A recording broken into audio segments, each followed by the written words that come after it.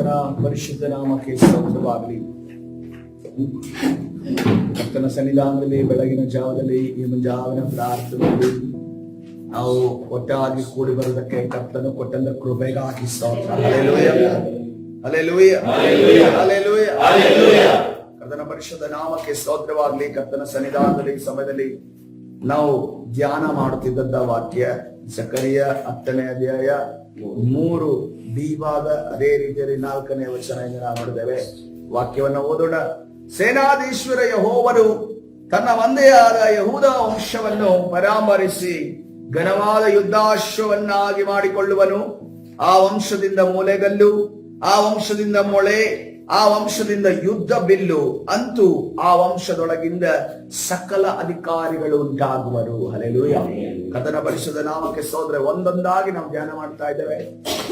ನಾವು ಕೊನೆಯ ಅರ್ಥದಲ್ಲಿ ಬರೋದಕ್ಕಿಂತ ಅದಕ್ಕಿಂತ ಮುಂಚಿನ ವಾಕ್ಯದಲ್ಲಿದ್ದೇವೆ. ಆ ವಂಶದಿಂದ ಯುದ್ಧದ ಬಿಲ್ಲು ಎಂದು ನಾವು ನೋಡಿದ್ದೇವೆ. ಹಲ್ಲೆಲೂಯಾ.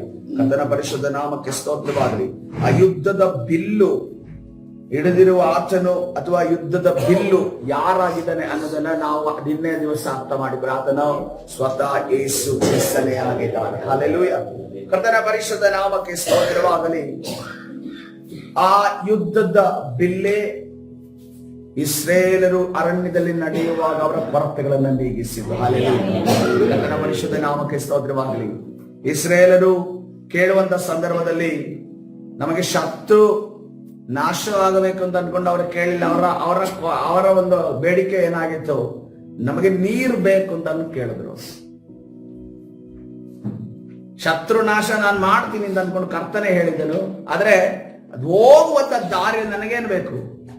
ನೀರು ಬೇಕು ಅಂತ ಅನ್ಕೊಂಡು ಕೇಳಿ ಅವರ ಬಂಡೆಯನ್ನ, ಆ ಯುದ್ಧದ ಬಿಲ್ಲಿನಿಂದಲೇ ಬಂಡೆಯನ್ನ ಸೀಳಿ ಆ ನೀರು ಚಿಮ್ಮಿ ಅರಣ್ಯದಲ್ಲಿ ನದಿಯಾಗಿ ರೀತಿ ಕೀರ್ತನೆಗಳು 105ನೇ ಅಧ್ಯಾಯ 41ನೇ ವಚನವನ್ನು ನೋಡುವಾಗ ಕೀರ್ತನೆಗಳು 105ನೇ ಅಧ್ಯಾಯ 41ನೇ ವಚನ, ಅದನ್ನು ಬಂಡೆಯನ್ನು ಸೀಳಲು ನೀರು ಚಿಮ್ಮಿ ಬಂದು ಅರಣ್ಯದಲ್ಲಿ ನದಿಯಾಗಿ ಹರಿಯುತ್ತೆ ಎಂದು ನಾವು ನೋಡ್ತೇವೆ. ಹಲ್ಲೆಲೂಯಾ. ಕರ್ತನ ಪರಿಶುದ್ಧ ನಾಮಕ್ಕೆ ಸ್ತೋತ್ರವಾಗಲಿ. ಮಳೆಯ ನೀರು ನೀರಾಗಿ ಹರಿಯೋದನ್ನ, ಜರಿಯಾಗಿ ಹರಿಯೋದನ್ನ, ಜಲಪಾತವಾಗಿ ಹರಿಯೋದನ್ನ ನೋಡಿದ್ದೇವೆ. ಆದ್ರೆ ನಮ್ಮ ದೇವರು ಶೂನ್ಯದಿಂದ ಬಂಡೆಯ ಒಳಗಡೆಯಿಂದ ನೀರನ್ನ ಸುರಿಸಿದ ದೇವರು ಆತನಾಗಿದ್ದಾನೆ. ಹಲ್ಲೆಲೂಯಾ. ನಮ್ಮ ಮುಂದೆ ಕಠಿಣವಾದ ಯಾವುದೇ ಪರಿಸ್ಥಿತಿ ಇದ್ದರೂ ಕೂಡ ಅದರ ಮುಖಾಂತರವಾಗಿ ಕರ್ತನು ಆ ದೊಡ್ಡ ಕಾರ್ಯವನ್ನ ಮಾಡಲು ಶಕ್ತನಾಗಿದ್ದಾನೆ. ಹಲ್ಲೆಲೂಯಾ. ಕರ್ತನ ಪರಿಶುದ್ಧ ಅಸಾಧ್ಯವಾದ ಪರಿಸ್ಥಿತಿಗಳು ಏನೇ ಇದ್ದರೂ ಕೂಡ ನಮ್ಮ ಕೊರತೆಗಳನ್ನ ಪೂರೈಸುವ ಯಾವ ಒಂದು ಅವಕಾಶಗಳು, ಯಾವ ಬಾಗಿಲುಗಳು, ಯಾವ ಮಾರ್ಗಗಳು ಇಲ್ಲದೆ ಹೋದರೂ ಕೂಡ ಬಾಗಿಲುಗಳನ್ನ ತೆರೆದು ಮನುಷ್ಯರನ್ನ ತಂದು ನಿಮ್ಮ ಕೊರತೆಯನ್ನು ನೀಗಿಸಲು ಕರ್ತನು ಶಕ್ತನಾಗಿದ್ದಾನೆ. ಹಲ್ಲೆಲೂಯಾ. ಕರ್ತನ ಪರಿಶುದ್ಧ ನಾಮಕ್ಕೆ ಸ್ತೋತ್ರವಾಗಲಿ. ಅಷ್ಟು ಮಾತ್ರ ಅಲ್ಲ ಪ್ರಿಯರೇ, ಕೇವಲ ಆಹಾರ ಮಾತ್ರ ಅಲ್ಲ, ಐಗುಪ್ತ ದೇಶದಿಂದ ಹೊರಗಡೆ ಬಂದಾಗ ಎಲ್ಲ ಇಸ್ರೇಲ್ ಶ್ರೀಮಂತರಾದರು. ಯಾರಿಗೆ ಹೇಗೆ ಅಂತ ಹೇಳ್ಬೋದ? ಐಗುಪ್ತ ದೇಶದವರು ಏನ್ ಮಾಡಿದ್ರು? ಅವ್ರ ಚಿನ್ನಗಳನ್ನ, ಅವ್ರು ಧರಿಸುವಂತ ಚಿನ್ನಗಳನ್ನ ಯಾರು ಕೊಟ್ಟರಂತೆ? ಇಸ್ರೇಲರಿಗೆ ಕೊಟ್ಟರಂತೆ. ಸಾಲ ಅಂತ ಕೊಟ್ಟಿರೋದಲ್ಲ. ಇದು ಇದುವರೆಗೂ ನನ್ನ ಕೈಯಲ್ಲಿತ್ತು, ಇನ್ನು ನೀನ್ ನೋಡ್ಕೊಳಪ್ಪ ಅಂತ ಅನ್ಕೊಂಡು ಕೈಯಲ್ಲಿ ಕೊಟ್ರು. ಹಲ್ಲೆಲೂಯಾ.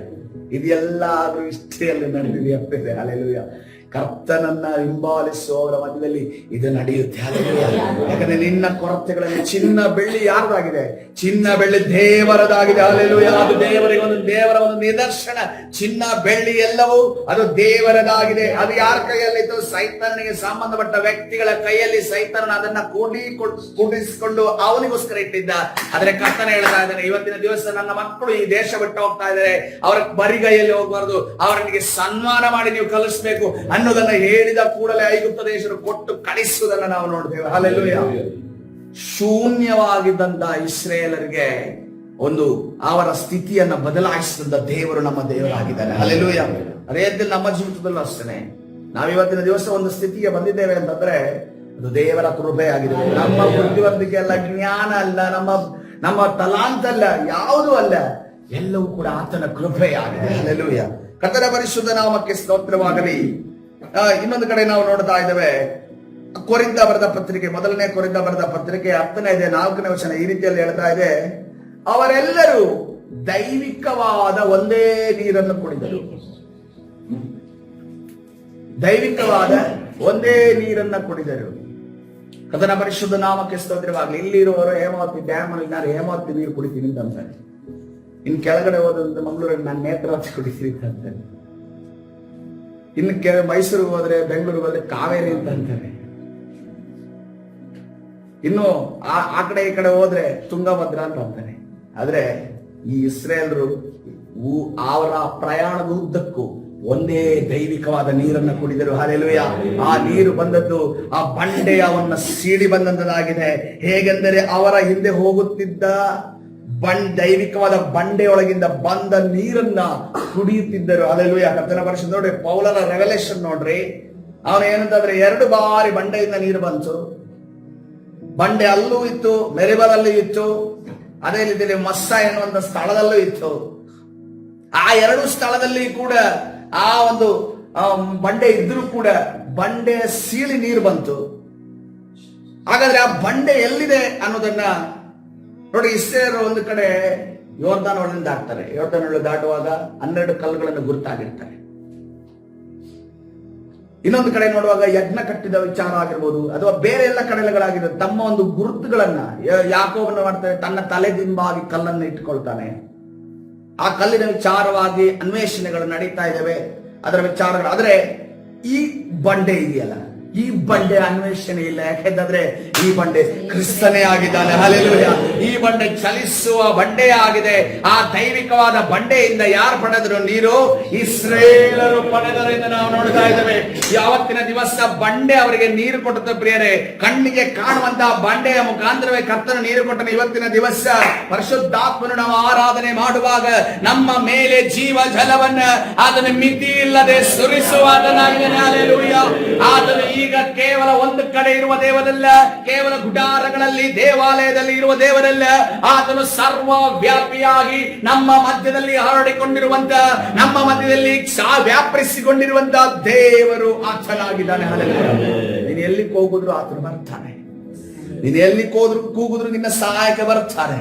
ಎಲ್ಲಿ ಹೋದ್ರು ಅಪ್ಪ ಯೇಸುವೇ ಎಂದು ಕೂಗುವಾಗ ನಿನ್ನ ಸಹಾಯಕ್ಕೆ ಬರುವಂತ ದೇವರು, ಮೇಘಾರೂಢನಾಗಿ ಇಳಿದು ಬರುವಂತ ದೇವರು ನಿನ್ನ ದೇವರಾಗಿದ್ದಾನೆ. ಹಲ್ಲೆಲೂಯಾ. ಆತನ ಬಿಲ್ಲು ಏನ್ ನ್ಯಾಯ ಹೇಳುತ್ತೆ ಎಂದು ನೋಡುವಾಗ ಪ್ರವಾದಿ ಯೆಶಾಯನ ಪ್ರವಾದನೆ ಗ್ರಂಥ 11ನೇ ಅಧ್ಯಾಯ 4ನೇ ವಚನ ನೋಡುವಾಗ, ಯೆಶಾಯ ಪ್ರವಾದನೆ ಗ್ರಂಥ 11ನೇ ಅಧ್ಯಾಯ 4ನೇ ವಚನ, ಬಡವರಿಗೋಸ್ಕರ ನ್ಯಾಯವಾಗಿ ತೀರ್ಪು ಕೊಡುವನು, ಲೋಕದ ದೀನರಿಗೋಸ್ಕರ ಧರ್ಮವಾಗಿ ನಿರ್ಣಯಿಸುವನು, ಲೋಕವನ್ನು ತನ್ನ ಬಾಯ ದಂಡದಿಂದ ದಂಡಿಸುವನು, ದುಷ್ಟರನ್ನು ತನ್ನ ಬಾಯುಸುರಿನಿಂದ ಕೊಲ್ಲುವನು. ಹಲ್ಲೆಲೂಯಾ. ಈತನ ಬಿಲ್ಲು ಏನ್ ಕೆಲಸ ಮಾಡ್ತಿದೆ? ಯೇಸು ಕ್ರಿಸ್ತನೆಂಬ ಬಿಲ್ಲು ಏನ್ ಕೆಲಸ ಮಾಡ್ತಿದೆ? ಬಡವರಿಗೋಸ್ಕರ ನ್ಯಾಯವನ್ನು ಕೊಡ್ತಾನೆ. ಹಲ್ಲೆಲೂಯಾ. ಇವತ್ತಿನ ದಿವಸ ನೋಡ್ರಿ, ಎಷ್ಟು ಜನ ಶ್ರೀಮಂತರು ಚರ್ಚ್ ಒಳಗಡೆ ಇದ್ದಾರೆ, ಎಷ್ಟು ಜನ ಕೋಟ್ಯಾಧಿಪತಿಗಳು ಚರ್ಚ್ ಒಳಗಿದ್ದಾರೆ. ಕೋಟ್ಯಾಧಿಪತಿಗಳು ಹೆಚ್ಚಿಲ್ಲ, ಬಡವರೇ ಹೆಚ್ಚಿದ್ದಾರೆ. ಯಾಕಂತಂದ್ರೆ ಅವರಿಗೆ ಯೇಸು ಕ್ರಿಸ್ತನ ವಾಕ್ಯ ತಲುಪಿದೆ. ಯಾಕಂದ್ರೆ ಕರ್ತನ ವಾಕ್ಯ ಬಡವರಿಗೆ ಶುಭ ವರ್ತಮಾನವನ್ನು ತಿಳಿಸುವುದಕ್ಕೆ ದೇವರು ನನ್ನನ್ನು ಕಳಿಸಿದ್ದಾನೆ ಅನ್ನೋದನ್ನ ದೇವರ ವಾಕ್ಯ ಅಲ್ಲಿ ನೆರವೇರುವುದನ್ನು ನಾವು ನೋಡ್ತಾ ಇದ್ದೇವೆ. ಹಲ್ಲೆಲೂಯಾ. ಲೋಕದ ದೀನರಿಗೋಸ್ಕರ ಧರ್ಮವಾಗಿ ನಿರ್ಣಯಿಸುವೆನು. ಹಲ್ಲೆಲೂಯಾ. ಅನೇಕ ಅನ್ಯಾಯಗಳು, ಅನೇಕ ಕಾಲ್ ತುಳಿತಗಳು, ಅದು ಬಣ್ಣದ ವಿಚಾರವಾಗಿ ಆಗಿರಬಹುದು, ಜಾತಿಯ ವಿಚಾರ ಆಗಿರಬಹುದು, ನಡೆಯುತ್ತಿರುವಂತಹ ದೌರ್ಜನ್ಯಗಳನ್ನ ಕರ್ತನೆ ಏನು ಮಾಡಿದನು? ಅವರಿಗೆಲ್ಲ ಆತನ ಧರ್ಮವನ್ನ ನಿರ್ಣಯಿಸಿದನು. ಹಲ್ಲೆಲೂಯಾ. ಲೋಕವನ್ನು ತನ್ನ ಬಾಯ ದಂಡದಿಂದ ದಂಡಿಸುವನು, ದುಷ್ಟರನ್ನು ತನ್ನ ಬಾಯಸುರಿನಿಂದ ಕೊಲ್ಲುವನು. ಹಲ್ಲೆಲೂಯಾ. ದುಷ್ಟನ ಸಾವಿನಲ್ಲಿ ದೇವರಿಗೆ ಯಾವುದೇ ರೀತಿಯ ಸಂತೋಷ ಇಲ್ಲ. ಆದ್ರೆ ದುಷ್ಟನ ಯಾವ ರೀತಿಯಲ್ಲಿ ದುಷ್ಟತೆಯನ್ನ ಮಾಡ್ತಾನೆ ಎಂದು ನೋಡುವಾಗ ತನ್ನ ಸಾವಿನ ಪ್ರಮಾಣ ಪತ್ರವನ್ನ, ಡೆತ್ ಸರ್ಟಿಫಿಕೇಟ್ ಅನ್ನು ಅವನೇ ಬರೀತಾನೆ. ಡೆತ್ ಸರ್ಟಿಫಿಕೇಟ್ ಯಾವಾಗ ಕೊಡ್ತಾರೆ? ಸತ್ತ ನಂತರ ಕೊಡ್ತಾರೆ. ಈ ದುಷ್ಟರು ಏನು ಗೊತ್ತಾ? ಅವ್ರು ಮೊದಲೇ ಡೆತ್ ಸರ್ಟಿಫಿಕೇಟ್ ಈ ಡೇಟ್ ಅಲ್ಲಿ ನಾನು ಸಾಯಬೇಕು, ದೇವರೇ ನನ್ನ ಸಾಯಿಸು ಅನ್ನೋ ರೀತಿಯಲ್ಲಿ ಬರೆದು ಸಾಯುವಂತ ಜನರನ್ನ ದೇವರೇನು ಮಾಡ್ತಾರೆ? ಅವರನ್ನ ತೆಗಿತಾರೆ. ಯಾರನ್ನ ನಾವು ನೋಡಿರ್ಬೋದು ಸತ್ಯವೇದದಲ್ಲಿ? ಯೇಸು ಕ್ರಿಸ್ತನನ್ನು ಕೊಲ್ಲುವುದಕ್ಕೆ ಹಿಂಬಾಲಿಸಿದ ಹೆರೋದ, ಶಿಷ್ಯರನ್ನ ಕೊಲ್ಲುವುದಕ್ಕೆ ಹಿಂಬಾಲಿಸಿದ ಹೆರೋದ, ಅನೇಕ ಜನರಿದ್ದಾರೆ ದುಷ್ಟರು. ಅಂತ ನೆಬೂಕದ್ನೆಚ್ಚರನನ್ನು ನಾವು ನೋಡುತ್ತೇವೆ. ಆತನನ್ನ ದೇವರು ಉಪಯೋಗಿಸಿದ ಆಯುಧ ಆದರೂ ಕೂಡ ಅದನ್ನು ಕೊನೆಗೆ ಅಹಂಕಾರವನ್ನು ಹೊಂದಿದ್ರಿಂದ ಕೊನೆಗೆ ಅವನು ಆ ಮಾನಸಾಂತರ ಆದ್ರೂ ಕೂಡ ಆತನನ್ನ ದೇವರ ಮಗ ಅಂತ ಅನ್ಕೊಂಡು ಕನ್ಸಿಡರ್ ಮಾಡಿಲ್ಲ. ಕೊನೆಗೆ ಫರೋನ್ ಸಾಯ್ತಾನೆ. ಇದೇ ರೀತಿಯಲ್ಲಿ ದುಷ್ಟರು ಅನೇಕ ಜನರು, ಅವರ ಮರಣ ಏನ್ ಗೊತ್ತಾ, ಮಾಮೂಲಿಯಾಗಿ ಇಸಬೇಲಳು ಸಾಯ್ತಾಳೆ. ಅವಳ ಮರಣ ದಾರುಣವಾದ ಮರಣ.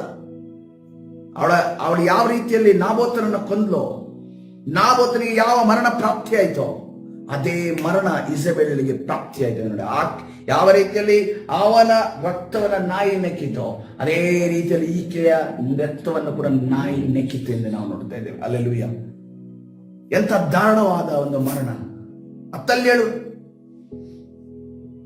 ವಿಚಾರ ನೋಡುವಾಗ ಆಕೆನ ಆಲಯದ ಹೊರಗಡೆಯಿಂದ ಕರ್ಕೊಂಡು ಹೋಗಿ ಯಾಜಕರು ಸಾಯಿಸಿಕೊಂಡ್ರು. ಎಂತ ದಾರುಣವಾದ ಮರಣ. ಹಾಗಾದ್ರೆ ದೇವರಿಗೆ ಅವರ ಮೇಲೆ ಕರುಣೆ ಇಲ್ವಾ? ಕರುಣೆ ಇತ್ತು. ದೇವರವರಿಗೂ ಕೂಡ ಅವಕಾಶವನ್ನ ಕೊಟ್ಟನು. ಆದರೆ ಆ ಅವಕಾಶ ಬೇಡ ಎಂದು ಕಾಲಲ್ಲಿ ಒದ್ದಂತ ದುಷ್ಟರು ಅವರಾಗಿದ್ದಾರೆ. ಇವತ್ತು ನಮ್ಮ ದಿನಮಾನಗಳು ನೋಡುವಾಗ ಅನೇಕ ಸರ್ವಾಧಿಕಾರಿಗಳು ದಾರುಣವಾಗಿ ಸತ್ತಿರೋದನ್ನು ನೋಡ್ತೇವೆ. ಗಡಾಫಿ ಹೆಂಗ್ ಸತ್ತ ಪಬ್ಲಿಕ್ ಅವನನ್ನು ಹೊಡೆದು ಬಿಸಾಕ್ಬಿಟ್ರು. ಸದಾಂ ಹುಸೇನ್ ಹೆಂಗ್ ಸತ್ತರು? ಹಿಡಿದು ಪಬ್ಲಿಕ್ ಆಗಿ ಅವನನ್ನ ಗಲ್ಲು ಶಿಕ್ಷೆ ಮಾಡಿದ್ರು.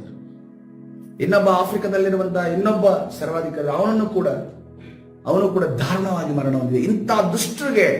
ಇಂಥ ದುಷ್ಟರನ್ನ ದೇವರೇನ್ ಮಾಡ್ತಾರೆ? ಈ ಲೋಕದಲ್ಲಿ ನೀನು ದುಷ್ಟತನವನ್ನ ಮಾಡಿದ್ರೆ ಇದೇ ನಿನ್ನ ಪರಿಸ್ಥಿತಿ ಆಗುತ್ತೆ ಅನ್ನೋದನ್ನು ತೋರಿಸುವುದಕ್ಕೋಸ್ಕರವಾಗಿ ದೇವರು ಅವರನ್ನ ನಾಶ ಮಾಡ್ತಾನೆ, ಅವರನ್ನ ಅಳಿಸಿ ಬಿಡ್ತಾನೆ. ಅದೇ ರೀತಿಯಲ್ಲಿ ಕರ್ತನ ಹೇಳಿದ ದುಷ್ಟರನ್ನ ತನ್ನ ಬಾಯಿಸಿನಿಂದ ಕೊಲ್ಲುವುದನ್ನು ನಾವು ನೋಡ್ತಾ ಇದ್ದೇವೆ. ಹಲ್ಲೆಲೂಯಾ. ಕರ್ತನ ಪರಿಶುದ್ಧ ನಾಮಕ್ಕೆ ಸ್ತೋತ್ರವಾಗಲಿ. ಈಗ ಬರೋ ಪ್ರಶ್ನೆ ಎಂತಂದ್ರೆ, ಈ ಯುದ್ಧದ ಬಿಲ್ಲು ನಮಗೇನು ಉಪಯೋಗ? ನಾವೇನ್ ಮಾಡ್ಬೇಕು ಈ ಯುದ್ಧದ ಬಿಲ್ಲಿನಿಂದ? ಕೀರ್ತನೆ 18:34, ಆತನೇ ನನಗೆ ಯುದ್ಧ ವಿದ್ಯೆಯನ್ನು ಕಲಿಸಿದರಿಂದ ನಾನು ತಾಮ್ರದ ಬಿಲ್ಲನ್ನಾದರೂ ಉಪಯೋಗಿಸಬಲ್ಲೆನು. ಯಾರು ಹೇಳ್ತಾ ಇದ್ದಾನೆ? ದಾವೀದನೇ ಹೇಳ್ತಾ ಇದ್ದಾನೆ. ಹಲ್ಲೆಲೂಯಾ. ತಾಮ್ರದ ಬಿಲ್ಲನ್ನು ಉಪಯೋಗಿಸುವಂತ ಕ್ಷಮತೆಯನ್ನ ದಾವೀದನಿಗೆ ಕೊಟ್ಟಿದ್ದಾನೆ ಕರ್ತನ ಅನ್ನೋದಾದರೆ, ಇವತ್ತಿನ ದಿವಸ ಪ್ರಿಯರೇ, ದಾವೀದನು ಹಳೆಯ ಒಡಂಬಡಿಕೆಯಲ್ಲಿ ಜೀವಿಸಿದಾತನು. ಈ ಹೊಸ ಒಡಂಬಡಿಕೆಯಲ್ಲಿ ನಾವು ಪರಿಶುದ್ಧಾತ್ಮನ ಬಲದಿಂದ ಕರ್ತನು ವಾಕ್ಯ ಎಂಬ ಬಿಲ್ಲನ್ನು ನಮ್ಮ ಬಾಯಲ್ಲಿ ಕೊಟ್ಟಿದ್ದಾನೆ. ಆ ವಾಕ್ಯ ಎಂಬ ಬಿಲ್ಲನ್ನ ನಮ್ಮ ಬಾಯಲ್ಲಿ ಕೊಟ್ಟ ಮೇಲೆ ಅದು ಬಿಲ್ಲು ಯಾವಾಗಲೂ ಪ್ರಯೋಗವಾಗದೇ ಇರಬಾರದು. ಪ್ರಯೋಗವಾಗಿಲ್ಲ ಅಂತಂದ್ರೆ ಅದು ತುಕ್ಕು ಹಿಡಿತೆ ಒಂದು ದಿವಸ, ಅದೇನಕ್ಕೂ ಬಾರದ ಆಗುತ್ತೆ. ಅದಕ್ಕೋಸ್ಕರವಾಗಿ ಅದನ್ನ ಪ್ರಯೋಗ ಮಾಡಬೇಕಾದ್ರೆ ದೇವರೇನ್ ಹೇಳ್ತಿದ್ದಾನೆ? ಹೋಗಿರಿ, ಯುಗದ ಅಂತ್ಯದವರೆಗೂ ನನ್ನ ಸುವಾರ್ತೆಯನ್ನ ಸಾರಿರಿ ಎಂದು ಕರ್ತನೆ ಹೇಳುವ ರೀತಿಯಲ್ಲಿ ಇವತ್ತಿನ ದಿನಮಾನದಲ್ಲಿ ನಮಗೆ ಸಿಕ್ಕುವಂತ ಕಷ್ಟದಲ್ಲಿ, ನೋವಿನಲ್ಲಿ, ಬಾಧೆಯಲ್ಲಿ, ಕಣ್ಣೀರಿನಲ್ಲಿ, ವೇದನೆಯಲ್ಲಿ ಇರುವಂತ ಅನೇಕ ಜನರಿಗೆ ನಮ್ಮ ಬಾಯಿಯಿಂದ ವಾಕ್ಯಗಳು, ಸಾಂತ್ವನದ ವಾಕ್ಯಗಳನ್ನು ಬೇಕಾಗಿದೆ ಪ್ರೇರೆ. ಈ ಸಮಯದಲ್ಲಿ ಹೇಳುವುದಕ್ಕೆ ನಾವು ಸಿದ್ಧರಿದ್ದೇವೆ. ಹಲ್ಲೆಲೂಯಾ. ಹೇಳುವುದಕ್ಕೆ ನಾವು ಸಿದ್ಧರಿದ್ದೇವೆ. ತಿಮೋತಿ ಹೇಳ್ತಾ ಇದ್ದಾರೆ, 2 ತಿಮೋತಿ 2ನೇ ಅಧ್ಯಾಯ 3ನೇ ವಚನ, ಕ್ರಿಸ್ತ ಯೇಸುವಿನ ಒಳ್ಳೆ ಸೈನಿಕನಂತೆ ನನ್ನೊಂದಿಗೆ ಶ್ರಮೆಯನ್ನು ಅನುಭವಿಸು. ಪೌಲನು ತಿಮೋತಿಗೆ ಹೇಳ್ತಾ ಇದ್ದೇನೆ, ಕ್ರಿಸ್ತ ಯೇಸುವಿನ ಒಳ್ಳೆ ಸೈನಿಕನಂತೆ ನನ್ನೊಂದಿಗೆ ಶ್ರಮೆಯನ್ನು ಅನುಭವಿಸು. ಹಲ್ಲೆಲೂಯಾ. ನಾವು ಕೂಡ ಸೈನಿಕರಂತೆ ಶ್ರಮೆಯನ್ನು ಅನುಭವಿಸಲಿಕ್ಕೆ ಸಿದ್ಧರಾಗು. ಅದೇ ರೀತಿಯಲ್ಲಿ ನಮ್ಮ ಬಾಯಲ್ಲಿರುವಂತಹ ಸುವಾರ್ತೆ ಎಂಬ ಬಿಲ್ಲನ್ನು ನಾವು ಉಪಯೋಗಿಸಿದ್ವಿ. ಅನೇಕ ಜನರಿಗೆ ಸುವಾರ್ತೆಯನ್ನ ಸಾರಿದ್ವಿ, ಅನೇಕ ಜನರಿಗೆ ಯೇಸುವಿನ ಪರಿಚಯವನ್ನ ಮಾಡಿದ್ವಿ. ಆದ್ರೆ ಈಗ ಏನಾಗಿದೆ ಅಂತಂದ್ರೆ, ಆ ಪರಿಚಯವನ್ನ ಮಾಡೋದಕ್ಕೆ ಬಿಟ್ಟಿದ್ದೀವಿ. ಯಾಕೆ ಪರಿಚಯ ಮಾಡೋದಕ್ಕೆ ಬಿಟ್ಟಿದ್ದೀವಿ ಅಂತಂದ್ರೆ, ಮೊದಲು ಚೆನ್ನಾಗಿ ಕೆರೆ ಅಂತ ನೀರಲ್ಲಿದ್ವಿ, ನಾವು ಓಡಾಡ್ತಾ ಇದ್ವಿ. ಈಗ ಏನಾಗಿದೆ, ಮಳೆ ಸ್ಟಾರ್ಟ್ ಆಗ್ಬಿಟ್ಟಿದೆ, ಮಳೆ ನೀರು ಬರ್ತಾ ಇದೆ. ಈಗ ಹರಿಯುವಂತ ನೀರಿನಲ್ಲಿ ಮಧ್ಯದಲ್ಲಿ ಒಂದು ಕೆರೆ ಜಾಗ ತರ ಇರುತ್ತೆ ನೋಡಿ, ಅಲ್ಲಿ ಮೀನುಗಳಿರ್ತವೆ. ನೀರು ಮೇಲಿಂದ ಬರೋ ತನಕ ಅವುಗಳಿಗೆ ಟೆನ್ಷನ್ ಇಲ್ಲ, ಅವುಗಳಿಂದ ಆರಾಮಾಗಿರ್ತವೆ. ಆದ್ರೆ ಯಾವಾಗ ನೀರು ಬರಕ್ ಸ್ಟಾರ್ಟ್ ಆಗುತ್ತೋ, ಒಂದು ಕಡೆಯಿಂದ ಕೆಳಗಡೆ ನೀರು ಹೋಗ್ತಾ ಇರುತ್ತೆ, ಒಂದು ಕಡೆಯಿಂದ ಮೇಲಿನ ಫೋರ್ಸ್ ಇರುತ್ತೆ. ಈ ಫೋರ್ಸ್ ಮತ್ತೆ ಕೆಳಗಡೆ ಹೋಗುವಂತ ಮಧ್ಯದಲ್ಲಿ ಹೋರಾಟ ಸ್ಟಾರ್ಟ್ ಆಗ್ಬಿಡುತ್ತೆ. ಹೋರಾಟ ಸ್ಟಾರ್ಟ್ ಆಗುವ ಏನಾಗುತ್ತೆ, ಏನ್ ಮಾಡೋದು? ಈಜೋದ ಸಾಯೋದ, ಈಜೋದ ಸಾಯದ ಅನ್ನೋ ರೀತಿಯಲ್ಲಾಗಿದೆ. ಆದ್ರೆ ಕರ್ತನು ನಮಗೆ ಕಲಿಸಿಕೊಟ್ಟಿರೋದು ಸಾಯದ ಕಲಿಸಿಕೊಟ್ಟಿಲ್ಲ. ಹಲ್ಲೆಲೂಯಾ. ಸಾಯದ ಕಲಿಸಿಕೊಟ್ಟಿಲ್ಲ. ಈ ಲೋಕಕ್ಕೋಸ್ಕರ ಸಾಯಬೇಕು ಅಂತ ಹೇಳಿದ್ದಾರೆ, ಆದ್ರೆ ಕರ್ತನಿಗೋಸ್ಕರ ಜೀವಿಸಬೇಕಂತ ಹೇಳಿರುವಂತ ಕರ್ತನು ಇವತ್ತಿನ ದಿವಸ ನೋಡ್ರಿ, ನದಿ ಬರುವಂತ ಅಥವಾ ಜಲಪಾತ ಬರುವಂತ ವಿರುದ್ಧವಾಗಿ ನಾವು ಈಜುವುದಕ್ಕೆ ಕರ್ತನು ನಮಗೆ ಕೊಟ್ಟಿದ್ದಾನೆ. ಹಲ್ಲೆಲೂಯಾ. ನೋಡ್ರಿ, ನದಿಯಲ್ಲಿ ಇದರಲ್ಲಿ ಈಜೋದು ಬಹಳ ಈಸಿ. ಸಮುದ್ರದಲ್ಲಿ ಈಜೋರು ಇದ್ದಾರೆ, ಅವ್ರೇನು ಗೊತ್ತಾ, ಸೆರೆಗಳ ವಿರುದ್ಧವಾಗಿ ಇರ್ತಾರೆ. ಕರ್ತರು ಅದನ್ನೇ ಹೇಳ್ತಿರೋದು, ನೀವೇನ್ ಮಾಡ್ಬೇಕು, ಸೆರೆಗಳ ವಿರುದ್ಧವಾಗಿರಬೇಕು. ನಿಮಗೆ ಗೊತ್ತಿದೆಯಾ ಹದ್ದು ಯಾವ ರೀತಿಯಲ್ಲಿ ಹದ್ದು ಯಾವ ರೀತಿಯಲ್ಲಿ ಹಾರುತ್ತೆ ಗೊತ್ತಾ? ಬಿರುಗಾಳಿ ಬಂದಾಗ ಬಿರುಗಾಳಿ ಜೋರಾಗಿ ಬೀಸ್ತಾ ಇರುತ್ತೆ, ಅದು ದೂರವಾಗಿ ನಿಲ್ಲಿ, ಬೇರೆ ಹಕ್ಕಿಗಳ ರೀತಿಯಲ್ಲಿ ದೂರವಾಗಿ ಸುಮ್ಮನೆ ನಿಲ್ಲೋದಿಲ್ಲ, ಎತ್ತರಕ್ಕೆ ಹೋಗಿ ಆ ಬಿರುಗಾಳಿಯ ಮಧ್ಯಕ್ಕೆ ನೆಗೆಯುತ್ತೆ. ಮಧ್ಯಕ್ಕೆ ನೆಗೆದಿದೆ ಅಂದ್ರೆ ಅದರ ಮಧ್ಯದಲ್ಲಿ ಹೋರಾಡಿ ಹೋರಾಡಿ ಹೋರಾಡಿ ಹಾರುತ್ತೆ. ಹಾರಿದ ನಂತರ ಎಲ್ಲಿ ಮಟ್ಟಕ್ಕೆ ಹೋರಾಡುತ್ತೆ ಅಂತಂದ್ರೆ ಬಿರುಗಾಳಿ ನಿಂತು ಸಮಾಧಾನ ಆಗೋ ತನಕ, ಆಕಾಶದಲ್ಲಿ ಮತ್ತೆ ತಿರುಗಿ ಹಾರೋ ತನಕ ಅದು ಆ ಒಂದು ಸುಳಿಗಾಳಿ ಮತ್ತು ಬಿರುಗಾಳಿಯ ಮಧ್ಯದಲ್ಲಿ ಹೋರಾಡುತ್ತೆ. ಇವತ್ತಿನ ದಿವಸ ಕರ್ತನು, ಇನ್ನು ನೀವು ಅಳೋದಿಲ್ಲ, ನಿಮ್ಮ ಶಬ್ದ ಕೇಳಿದೆ ತಂದ್ಕೊಂಡು ನಿರೀಕ್ಷೆ ಮಾಡಿಕೊಂಡು ಕುಳಿತುಕೊಳ್ಳುವುದಕ್ಕೆ ಕರ್ತನು ನಮ್ಮನ್ನ ಕರೆದಿಲ್ಲ. ಅಳು ಬಂದರೂ ಕೂಡ, ವೇದನೆ ಇದ್ರೂ ಕೂಡ, ಕಷ್ಟ ಇದ್ರೂ ಕೂಡ, ಬಾಧೆ ಇದ್ರೂ ಕೂಡ ನೀನು ಕ್ರಿಸ್ತನನ್ನ ಹಿಂಬಾಲಿಸು ಅನ್ನೋದಕ್ಕೆ ಕರ್ತನು ಕರೆದಿದ್ದಾನೆ. ಹಲ್ಲೆಲೂಯಾ. ಇವತ್ತಿನ ದಿವಸ ಪ್ರಿಯರೇ, ಶೋಧನೆ, ಕಷ್ಟಗಳ ಮಧ್ಯದಲ್ಲಿ, ವೇದನೆಯ ಮಧ್ಯದಲ್ಲಿ ಕರ್ತನನ್ನ ಸೇವಿಸುವುದಕ್ಕೆ ನಾವು ಸಿದ್ಧರಾಗಿದ್ದೇವೆ ಪ್ರಿಯರೇ. ಹಲ್ಲೆಲೂಯಾ. ನನಗೆ ಸ್ವಲ್ಪ ಶೋಧನೆ ಬಂದ ಕೂಡಲೇ ಸಾಕು, ಎಲ್ಲಿದ್ದಾನೆ ದೇವರು ಅಂತ ಅನ್ಕೊಂಡು ಕೇಳುವಂತ ವಿಶ್ವಾಸಿಗಳು, ಕೇಳುವಂತ ವ್ಯಕ್ತಿಗಳು ಕರ್ತನಿಗೆ ಬೇಡ. ಶೋಧನೆ ಬಂದಂತ ಸಂದರ್ಭದಲ್ಲಿ ಯೋಬನ ರೀತಿಯಲ್ಲಿ ಯೆಹೋವನೇ ಕೊಟ್ಟನು, ಯೆಹೋವನ ತೆಗೆದುಕೊಂಡನು, ಯೆಹೋವನ ನಾಮಕ್ಕೆ ಸ್ತೋತ್ರವಾಗಲಿ ಎನ್ನುವವರು ಎಷ್ಟು ಜನ ಇದ್ದೀರಾ ಪ್ರಿಯರೇ? ಹಲ್ಲೆಲೂಯಾ. ಇನ್ನು ಸುಖ ಸಮಾಧಾನದ ದಿನಗಳು ನಮಗಿಲ್ಲ.